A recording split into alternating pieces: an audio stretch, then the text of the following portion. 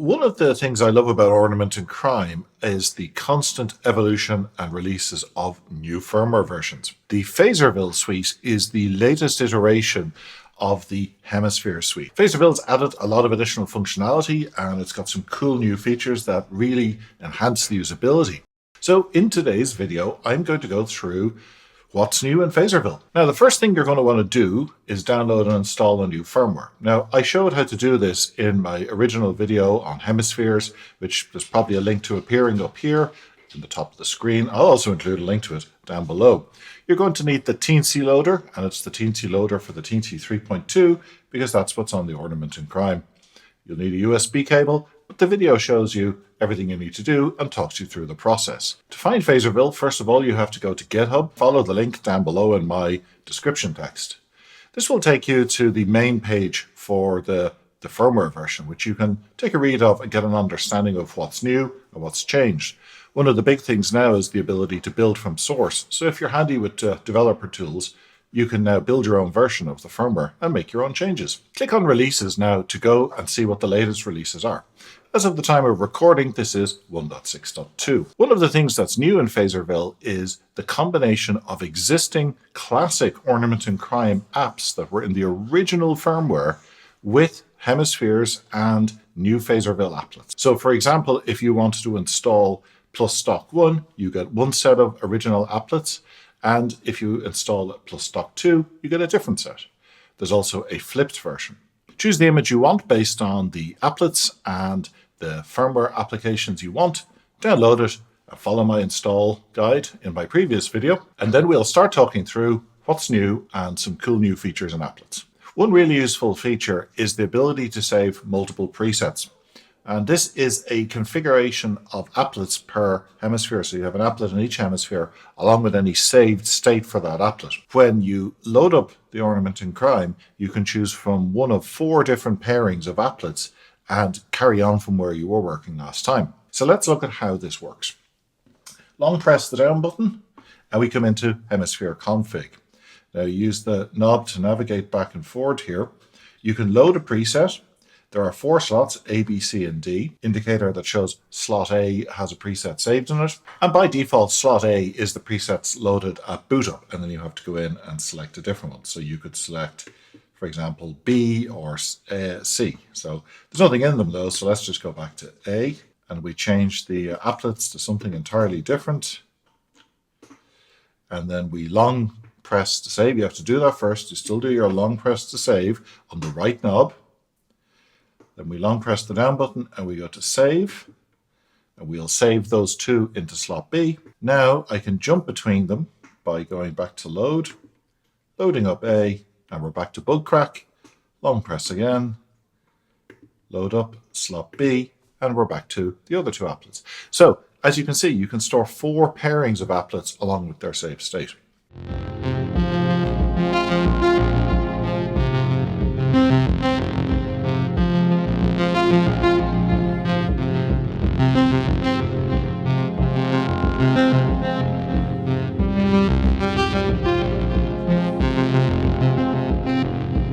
What you are listening to just there is the Ebb and LFO applet in Ornament and Crime as an oscillator. Ebb and LFO, which is running here in both of the hemispheres, is a port of Mutable Instruments Tides, which means you get a slow LFO, which you can modulate, which I'm using here on the right hemisphere, along with the ability to become an oscillator. So I've actually pitch tuned this to C at 130 Hertz. And then I'm sequencing it using TB3PO up here on this other Ornament and Crime with an envelope coming out of the envelope generator over here into this VCA. Both of these waveforms are also being modulated by slow-moving LFO out of this Ebb and LFO, so that first waveform, that triangle wave. Let's clean this patch off and start from scratch and build it up so that you can see how this works. Ebb and LFO has 2 LFOs. You adjust the parameters as normal by turning the knob for the hemisphere, press it to edit that parameter. And I'm just going to set it to just this fairly slow speed here, like 2-second cycle time. What else do we have? We have the slope, and that controls how steep the slope is. And you see as that changes from different values, it goes from being more of a ramp to a triangle wave. all the way over to a ramp up. What else do we have? The wave shape. We can adjust different wave shapes. So as you saw in the music piece I just did, the wave shape was being constantly modulated. And we can also do wave folding. So now we get that classic wave folding look. So if you are playing this as an oscillator and you wanted a wave folder, you've got one built in here. You can set the outputs to be unipolar or bipolar. So unipolar obviously is from 0 to 5 volts, bipolar -3 to +5. But this is where the real fun is. Now notice how I have the CV mappings set up. It says CV1 and CV2. CV1 is this input here, CV2 is here. I have CV1 at Hertz, which is the frequency of the oscillator, which was coming from the TB3PO applet up here. And CV2 is SH, which is shape. Now you can cycle through different combinations of these. We press down to select. We can have Hertz and fold, Hertz and slope, Hertz and shape, and back around. So now if I take the output, say, of this lapsus os here, and I patch it into the shape, you see I can move through different wave shapes here by just slowly moving. Like if I was to map the CV2 onto wave folding, we'd see much more wave folding going on. That's what that would look like. We could have CV2 mapped onto the slope, which kind of would adjust the waveform like this. So you could get that kind of PWM style wave shaping going on, which is also a lovely effect. If we take a listen, we can just pop that in here, pop it into a channel, and we basically get what sounds like a triangle wave. And there's that PWM side effect by modulating slope using CV1. Here's the shape being modulated by CV1. And the wave folding. No wave folding. You hear that classic wave folding sound.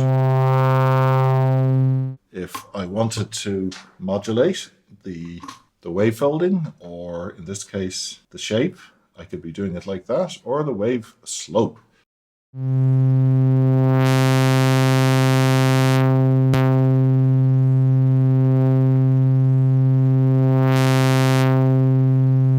You can also have your modulation source, such as this one, be modulated itself.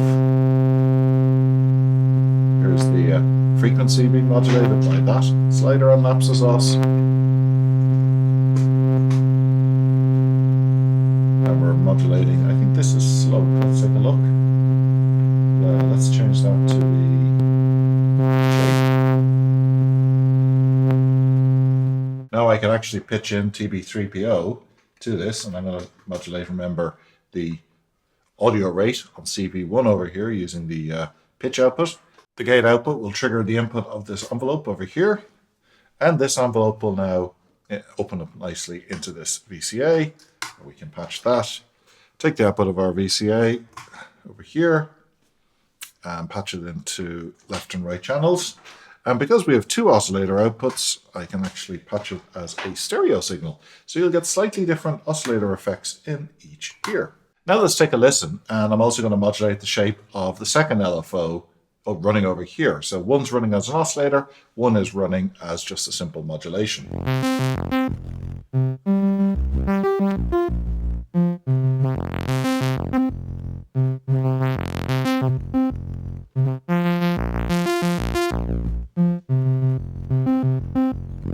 So you get the general idea. Ebb and LFO running on both sides of your Ornament and Crime gives you both a stereo oscillator output, which you can actually have lots of wavefolding fun with, and the modulation source is necessary to actually modulate that. Whether you map both of those inputs to modulation, you just have a fixed frequency, or you modulate it, only one of them, say mapping onto wavefolding or mapping onto shape. Okay, let's move on now and take a look at some other applets.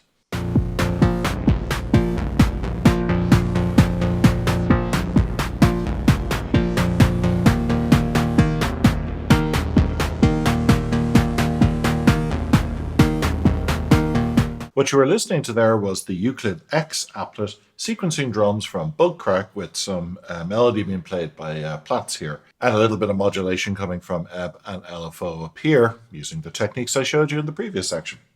EuclidX is a trigger generator for generating Euclidean rhythm patterns. It's a two-channel generator, so you get two outputs that you can route to drum sounds like a kick or a hat. There's various parameters you can modulate either on the controls on the screen or via CV. Let's take a quick look at the user interface. The concept behind Euclidean rhythms is you have a series of steps, which is this first parameter here, and you have a series of triggers that are spaced out across those steps, which is this second parameter here. So in this first line, that shows the output of the first trigger generator, which is on the output A, and the second line is the second trigger generator on output B. You can shift the steps along, and if you look at the little animation here of where the steps are, you'll see them shifting as I turn that. You can also add padding to the end of each sequence using this parameter here. Down here we have the second sequencer, and again you can shift it, or you could adjust the number of triggers. Of course, if you have 11 out of 11 triggers, that means they're going to trigger on every clock pulse. You can get interesting rhythmic effects when you set the length of both sequencers to the same, and then you start modulating or changing the number of triggers. Of course, like everything in Ornament and Crime, these parameters can be modulated using the two CV inputs. Now, you have to have some pretty good eyesight for this. If you look closely here, you'll see there's a little 1 and 2 beside those numbers 5 there under the number of triggers per sequencer. Those 1 and 2 indicate what CV1 and CV2 will modulate. So if I go up here to, for example, this control right at the very top by turning my knob, so I'm right up here on this control, I get to choose now where CV2 goes. If I turn it to be CV1 and press the knob again, I get to choose what I modulate with CV1. Let's patch the output of EuclidX into Bugcrack, which is a fantastic little drum generator module, which I made a video on just recently, and so there's a link to it up there, and I'll also include a link down below, and you'll find it on my YouTube channel. Bugcrack gives you two drum voices, a kick voice on the left channel and a hi-hat snare voice on the right channel with a lot of parameters you can change on them. So it's actually a very capable drum machine. You also need a clock, so I've just patched this clock in from up here on my mult, where I'm getting it from my Mosaic 1U. Let's hit play. Now while it's playing, I can adjust these parameters manually. So say I wanted to have 8 kicks out of 16, so that's 8 triggers out of 16. Listen what happens if I shift it manually. I'm shifting where the kick occurs on the timeline there. We can add a lot more of the hi-hat sound. But we did talk about modulating things using CV, so let's map in some CV and try out that modulation. Again, we'll use our lapsus os here, and we'll take the first 2 channels of the lapsus os output here, and I'll map them into those CV inputs there, CV1 and 2.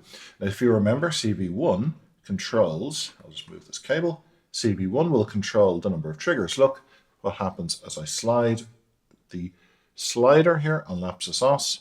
You see, I'm changing the number of triggers on the kick, and now I'm changing the rotation of the kick. Now let's try it. Now I have a more playable drum voice. I could turn off the kick by sliding it all the way down, or I could actually add in sort of drum fills by doing this. Have CV2 modulate the second sequencer, and then we have 2 playable controls. Like that. Here's an example with it patched into Bugcrack KickAll as the kick and mutable plats in hi-hat mode here. We'll do a little bit of modulation on the sound here using this Ebb LFO, which I can control the speed of and also the slope of over here. And let's give it a go.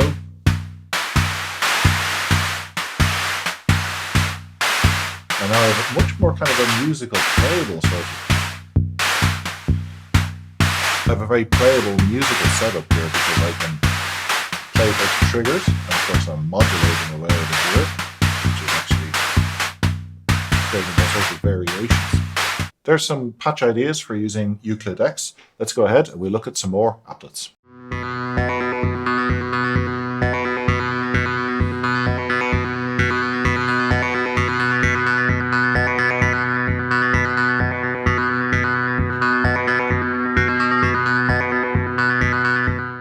What you're listening to there was the DualTM or Dual Turing Machine applet sequencing various parameters on plats to create a kind of an evolving soundscape. DualTM is an evolution of some of the shift register applets that were in the original Hemispheres firmware. Shift registers are concepts which are very common in modular synthesis. Basically, you have a buffer of bits, and then those buffer is clocked, and as a bit comes off the end of the buffer, a value is calculated and used to generate, say, a pitch CV or a modulation source. A long time ago, I did a video on Copiermaschine, which is in the original Ornament and Crime firmware, and that explains a lot of the concepts of how shift registers work. DualTM takes the concept of a shift register and probably takes it to its absolute limit in terms of how much you're going to fit into a hemisphere. The basic idea here is that you set the length of a loop. The length of the loop can be anywhere from 2 steps all the way up to 32 steps long. The P parameter controls the probability that a given bit in the shift register is going to be flipped. Simple way of thinking that is the higher the P value, the more randomness you'll get out of the Turing machine. If P is 0, it will just effectively loop the same values over and over. This is the scale mapping, as in all Ornament and Crime applets. You can quantize the output, which is really handy for sending into an oscillator. This is the range in semitones, so 12 semitones or 1 octave. You can go all the way up to 32 for... The real fun comes when we get to this bottom line here, and this describes what the outputs do. Output A and B can be configured to generate different types of values. Right now, I have A configured to send a note value that's generated from the shift register 1, and B is sending a clock trigger. So every time the clock comes in and the shift register generates a new value, if there's a 1 bit there at the end, it generates a trigger, and I'm sending that into plats. Let's take a listen. Let's turn down the delay just a little. I'm using this lapsus os here just to modulate some of the parameters for simplicity. So here I've got CV2 mapped to the probability of change. So let's just set it to 0 and see what happens. We're just going to get the same 5 values looped over and over. But here's where we set the CV mapping. So I turn my knob to show CV1 and CV2. CV1 is mapped to the loop length, and CV2 is mapped to the probability, which corresponds to these 2 inputs here. So watch as I slide my lapsus os here. The first one is controlling the loop length, so I can play that. It's quite a playable thing. If you change the loop length, you do change the melody quite a lot. Now this will change the probability, but the probability doesn't get recomputed until there's a trigger on clock 2. And that's what I'm doing with this other input here, which is a slow division of the clock coming off Batumi over here in clock divider mode. One additional feature that DualTM has over the original shift registers is the addition of a slew output. And slew allows you to slew the changes in the pitch value being generated. So, for example, if you're going from one note value to another, you can kind of create a portamento or glide effect. What other things can we set output A to B? So we can change it to the output of sequencer 2 or Turing machine 2, or the sum of the 2 Turing machines, which is a computed value based off both of them. It's not the exact sum of the values.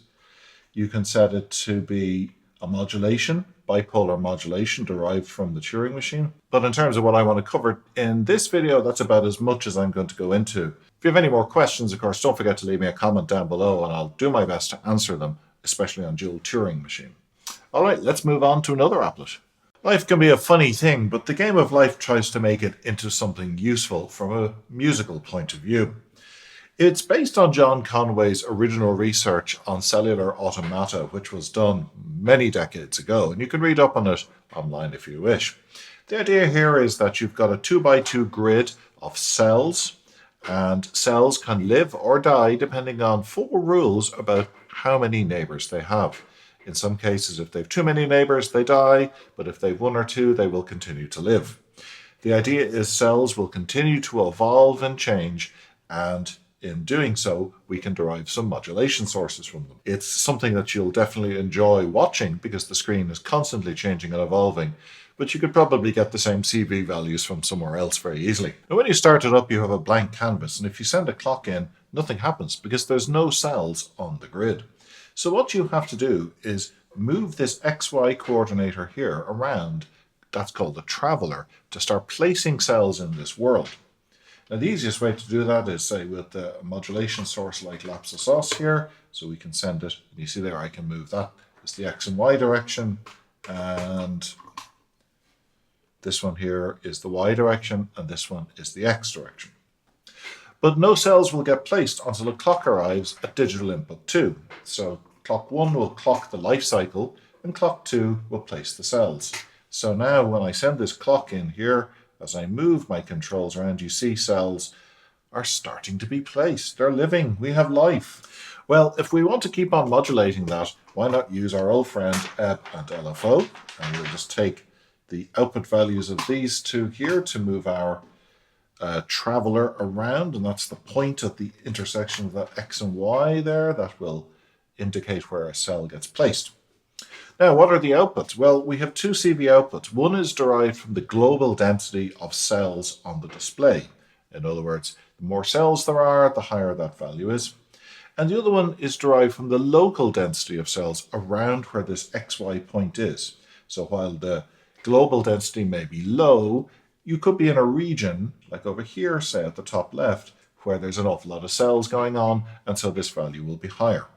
So think of them as kind of random evolving CV values with very pretty output. You get to see the values up here at the top, so you can see that local one is actually changing quite a lot. Is the bottom bar moving? Whereas the global one, we're still not seeing an awful lot of cells. If you want to clear the display, say it got stuck, just press the encoder, and then your display is cleared, and you'll start again. Let's use this now as a modulation example. I've got a trigger going into Plaits here, which is in chords modes, going through cuts and going through the FX aid. Let's patch in the outputs of our game of life over here, and we'll patch one into the timbre to adjust that, and one into, say, harmonics. You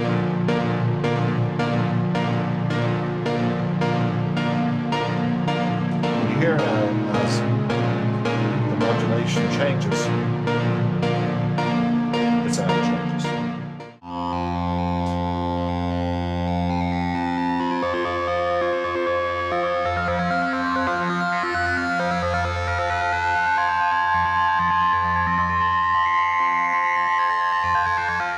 Anyway, that gives you an idea of what Game of Life is. More of a pretty screensaver than a really useful musical source of modulation, but I thought it was fun to show it to you. All right, let's finish up with the last thing I want to show you, which is how to do clock setup. The last thing I want to show you is a new setup feature that has been added in Phazerville that lets you set up the clocks. Press the up and down buttons at the same time, and we get into the clock setup screen. The controls are reasonably intuitive. So we've a start, stop, pause up here in the top left. The standard clock forwarding can be enabled by just turning your control to it and selecting like that. Then you define the number of pulses that will be expected on trigger 1 here to trigger all the clocks. This would work best, for example, for something like a sequencer, which is what I have set up here to show it.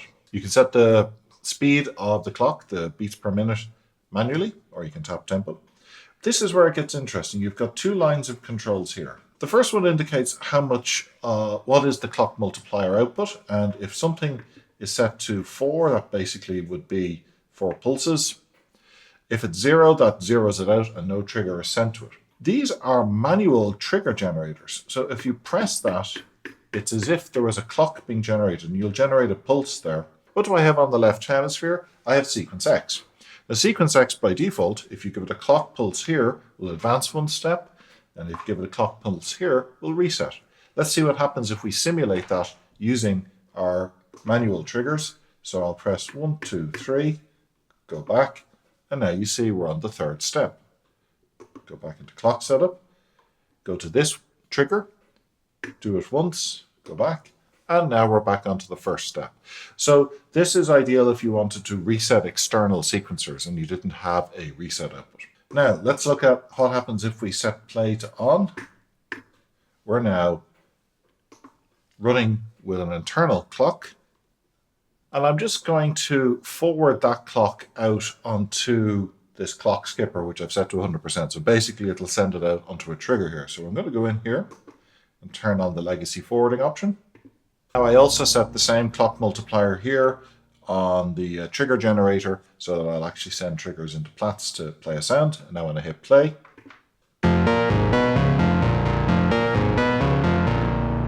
Well, I hope you found this video on Phazerville's new features useful. I covered quite a lot of ground, so you might need to jump back and use the chapter headings to find what you're looking for. Don't forget to leave me your comments and questions down below in the comments section. I try to answer everybody's, and if you have suggestions for topics for me to cover in future videos, by all means let me know. Thanks for watching, and see you next time.